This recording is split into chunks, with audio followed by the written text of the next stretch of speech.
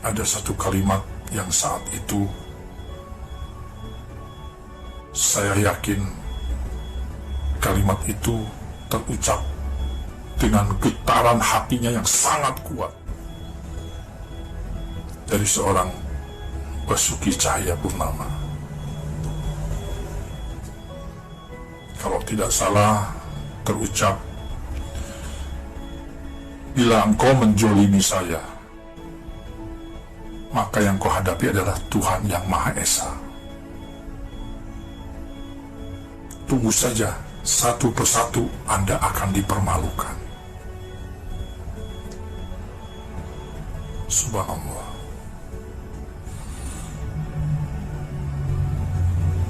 Tanpa disadari, satu persatu Allah telah melujutinya. Ya. Dari bupati, wali kota, gubernur yang ikut turun ke jalan.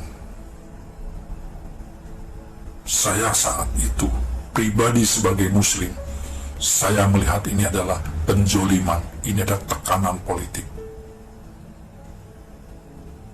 Ya. Seharusnya kan diminta untuk tabayun.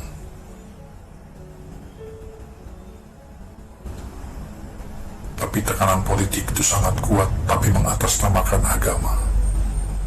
Tapi mereka lupa, 1000 kali engkau bertakbir, tapi kejoliman yang kau kerjakan, Allah tidak akan berpihak kepada Anda. Tapi Allah akan berpihak kepada orang yang kau jolimin. Kita baru saja kehilangan, ya menurut saya Ustadz fenomenal lah. Ya, karena setiap ceramahnya, tausiahnya kami tidak banyak mendengar tentang apa hadisnya, apa firmannya, yang ada hanya kebencian dan kebencian. Dan saya pun juga tidak mau menyebutkan pejabat si A, si B, si C, atau tokoh agama atau ulama siapapun. Ya, sekarang kita lihat Allah sedang menelanjangi mereka semua. Ada yang dipenjarakan, ada yang menghadapi hukumannya, ada yang menghadapi permasalahannya, ada yang menghadapi penyakitnya. Naudzubillah min dzalik. Ya, saya sebagai umat muslim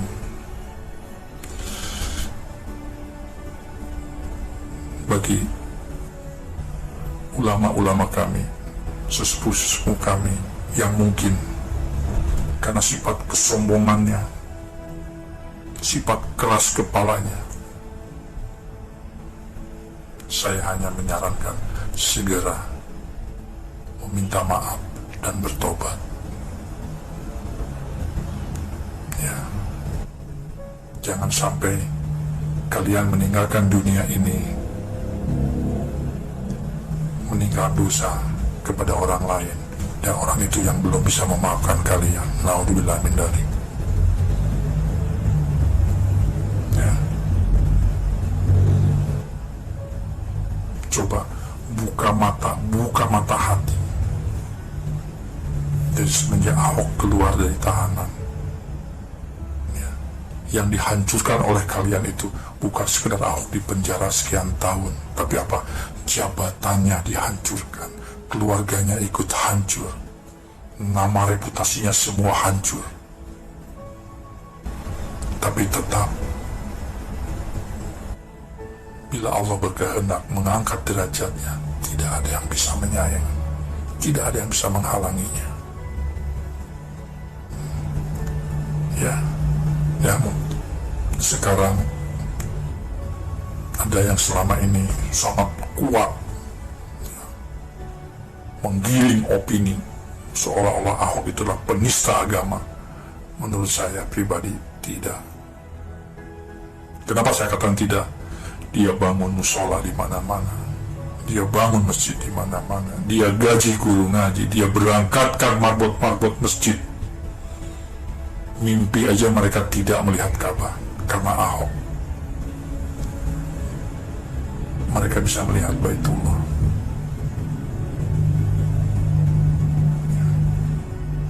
Di saat Ahok memporak-porandakan tempat-tempat prostitusi, Anda diam. Di saat Ahok menutup tempat-tempat hiburan yang tempat peredaran narkotika, Anda diam.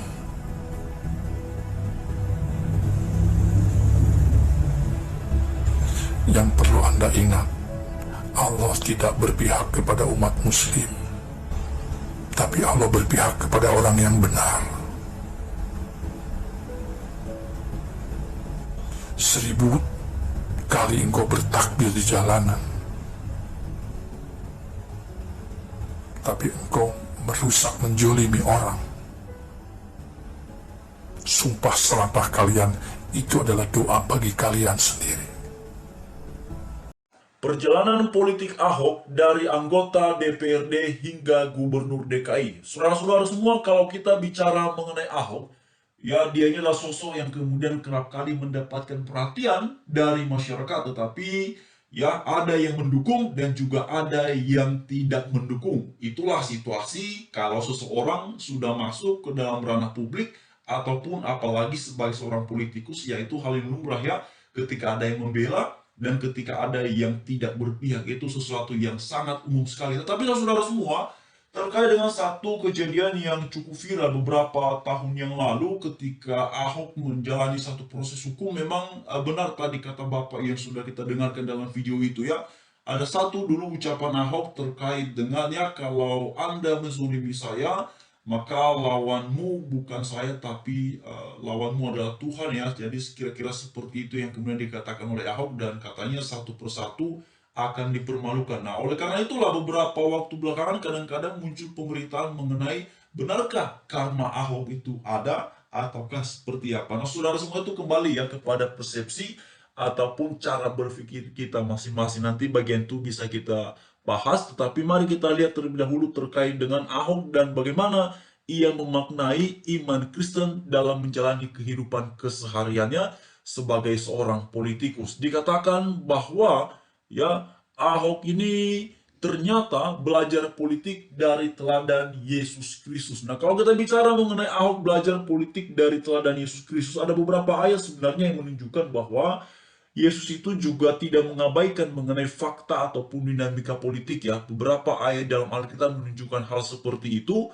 Dan kemudian saudara semua, yang paling menarik adalah Tuhan Yesus ini selalu mengutamakan dan mementingkan ya kepentingan orang-orang yang dikasihinya ataupun orang-orang yang dipimpinnya, terutama dalam konteks ya itu sesuai dengan kehendaknya. Jadi kemudian mesti digarisbawahi dulu nih, ya Tuhan Yesus memang selama ada dalam dunia ya, sebelum dia memulai pelayanannya ya, puncak pelayanannya terutama dalam rangka menyelamatkan umat manusia ya, itu Bapak Ibu semua kita bisa perhatikan dalam kitab-kitab Injil, mulai dari kitab Matius, Markus, Lukas, dan Yohanes, Yesus itu selalu menunjukkan kasih dan kepedulian yang luar biasa terhadap siapapun tanpa memandang golongan, tanpa memandang status sosial, tanpa melihat bahwa ini umur usianya berapa.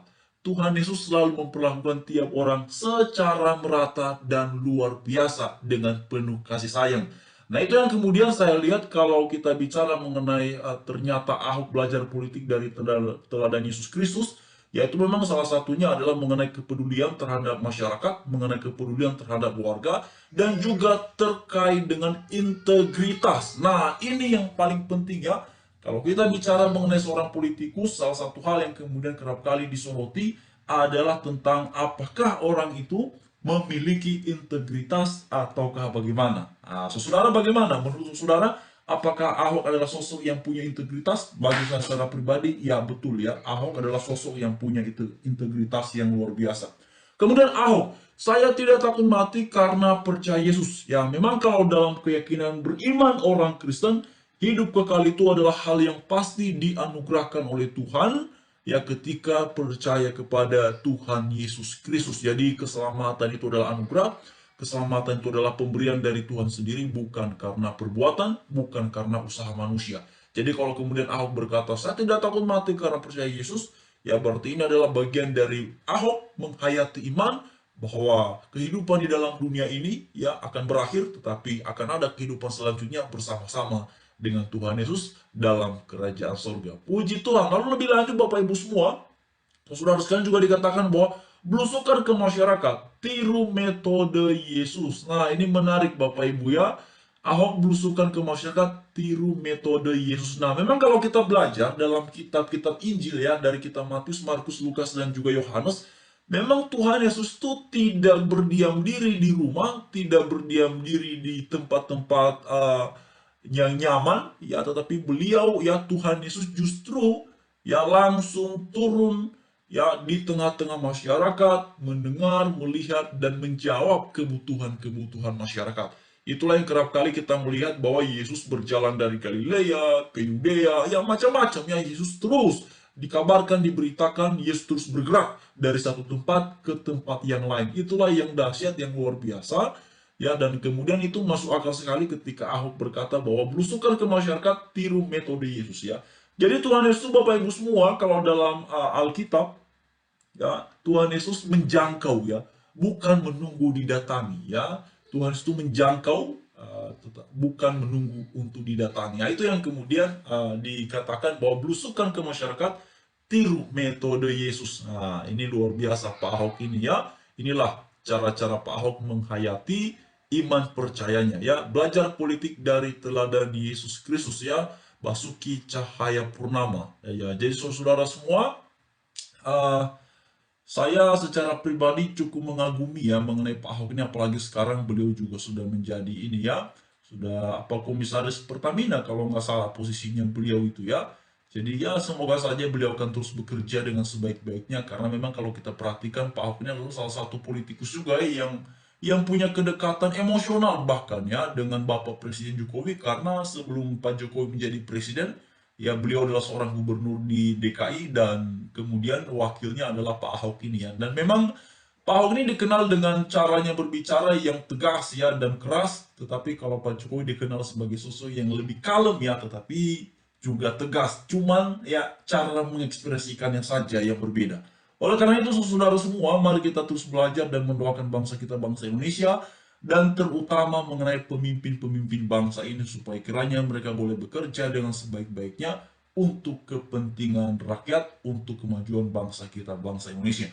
Mengenai beberapa hal yang belakangan kerap kali kemudian ada pembahasan mengenai orang-orang yang sebelumnya berseberangan dengan Ahok, lalu kemudian yang mereka punya perjalanan hidupnya sendiri, ada yang memilukan dan segala macamnya.